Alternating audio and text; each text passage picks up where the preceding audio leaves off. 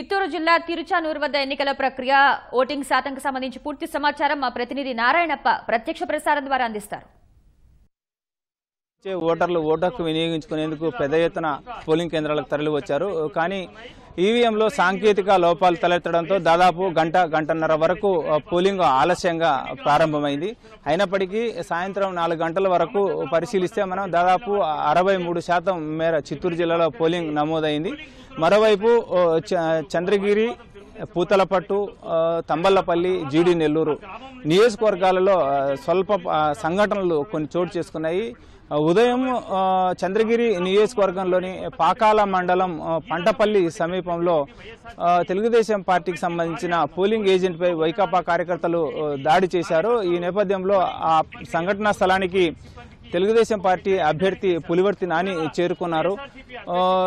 తెలుగుదేశం పార్టీకి సంబంధించిన పోలింగ్ ఏజెంట్పై దాడి చేయడాన్ని ఆయన పోలీసులను అడిగి వివరాలు తెలుసుకున్నారు. ఈ నేపథ్యంలో అక్కడ కొంత ఉద్రిక్త వాతావరణం నెలకొంది. కానీ ఇరు పార్టీలకు సంబంధించిన సానుభూతి పరులను పోలీసులు నచ్చజెప్పి పోలింగ్ను తిరిగి కొనసాగించేందుకు చర్యలు తీసుకున్నారు. మరోవైపు చంద్రగిరి నియోజకవర్గంలోని రామచంద్రాపురం మండలంలో కూడా ఇదే తరహా సంఘటనలు చోటు చేసుకుంది. రామచంద్రాపురం మండలం రావిల్లవారిపల్లి, శాఖమూరి కండ్రిగా ఈ 2 గ్రామాలలో కొన్ని అవాంఛనీయ సంఘటనలు చోటు చేసుకున్నాయి. రావిల్లవారిపల్లి పూర్తిగా తెలుగుదేశం పార్టీకి సానుభూతి పరులు అధికంగా ఉన్న ప్రాంతం. ఆ ప్రాంతానికి పోలింగ్ పరిశీలించేందుకు వైకాపా అభ్యర్థి చెవిరెడ్డి భాస్కర్ రెడ్డి వెళ్లారు. ఆ సమయంలో ఎక్కువ శాతం ఓటింగ్ తనకు అనుకూలంగా లేదని భావించి ఆ గ్రామంలో ఉన్న గ్రామస్తులపై దుర్భాషలాడడంతో గ్రామస్తులు ఆగ్రహం వ్యక్తం చేసి ఆయన వెనుదిరిగిపోవాలంటూ నినాదాలు చేశారు.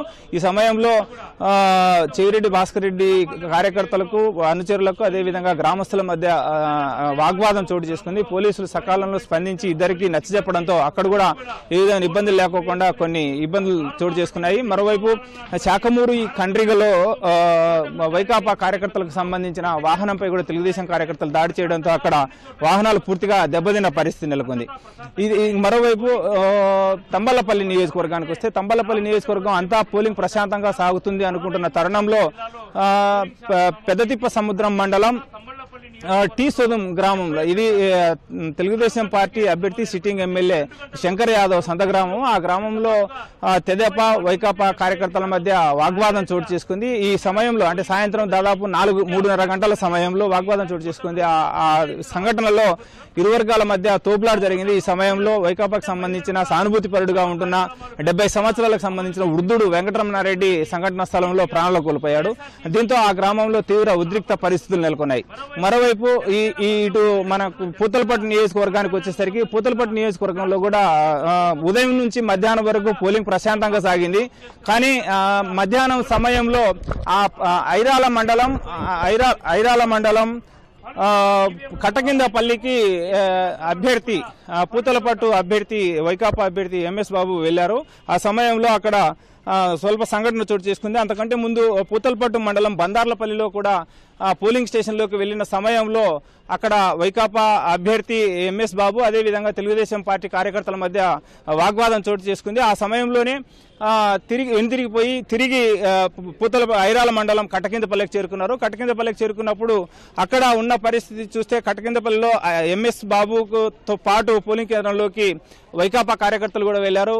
అది పూర్తిగా తెలుగుదేశం పార్టీకి అనుకూలంగా సానుభూతి పరులు అధికంగా ఉన్న ఆ పోలింగ్ స్టేషన్లో తమ ఓటుకు వినియోగించుకోవడానికి వైకాపాకు సంబంధించిన ఎంఎస్ బాబు అనుచరులు ప్రయత్నించడం, అక్కడ ఉన్న తెలుగుదేశం ఏజెంట్లు నీకు ఓటుకు లేదని చెప్పి వ్యతిరేకించడంతో ఎంఎస్ బాబుతో పాటు ఉన్న వైకాపా కార్యకర్తలు కూడా ఆ పోలింగ్ కేంద్రంలో ఉన్న ఈవీఎంను పగలగొట్టారు. ఈ సందర్భంగా బాగా అటు వైకాపా కార్యకర్తల మధ్యను ఇటు తెదేపా కార్యకర్తల మధ్య తీవ్ర వాగ్వాదం, ఘర్షణ వాతావరణం నెలకొంది.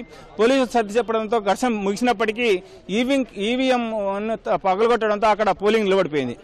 ఈ అంశాన్ని దృష్టిలో ఉంచుకున్న తర్వాత అక్కడికి పూర్తిగా తెలుగుదేశం పార్టీకి అనుకూలంగా ఉన్న ప్రాంతం అని తెలిసినప్పటికీ వైకాపా అభ్యర్థి ఎంఎస్ బాబు కావాలని ఈ ప్రాంతానికి వచ్చారని ఆగ్రహం వ్యక్తం చేస్తూ తెలుగుదేశం కార్యకర్తలు ఆయన మీద దాడి చేశారు. ఆయన వాహనాన్ని పగలగొట్టారు. దీంతో అక్కడ తీవ్ర ఉద్రిక్త పరిస్థితులు నెలకొన్నాయి.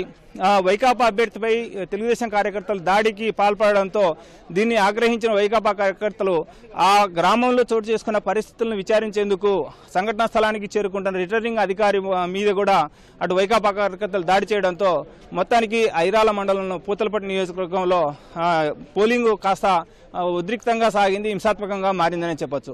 ఇట్లా ఈ 3 నియోజకవర్గాల్లో అటు తంబళ్లపల్లి, పూతలపట్టు, ఇటు చంద్రగిరి, జీడి నెల్లూరులో కూడా కార్వేటి నగరం మండలం ఆర్కేవీబీ పేటలో పోలింగ్ కేంద్రంలోనే వైకాపాకు సంబంధించిన పోలింగ్ ఏజెంట్ ఓటర్లకు డబ్బులు ఇచ్చేందుకు ప్రయత్నిస్తున్నారని తెలుగుదేశం పార్టీ పోలింగ్ ఏజెంట్లు అదేవిధంగా జనసేనకు సంబంధించిన పోలింగ్ ఏజెంట్ అభ్యంతరం పెట్టారు.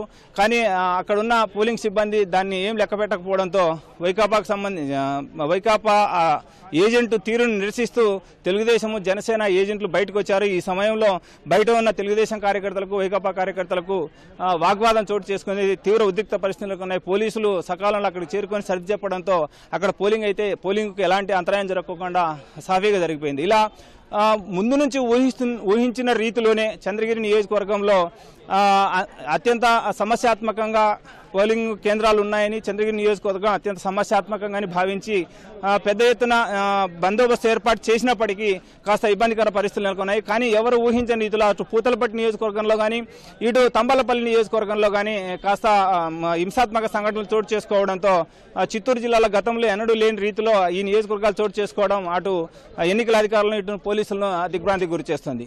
ఇది ఇక్కడ తాజా పరిస్థితి. Over to studio.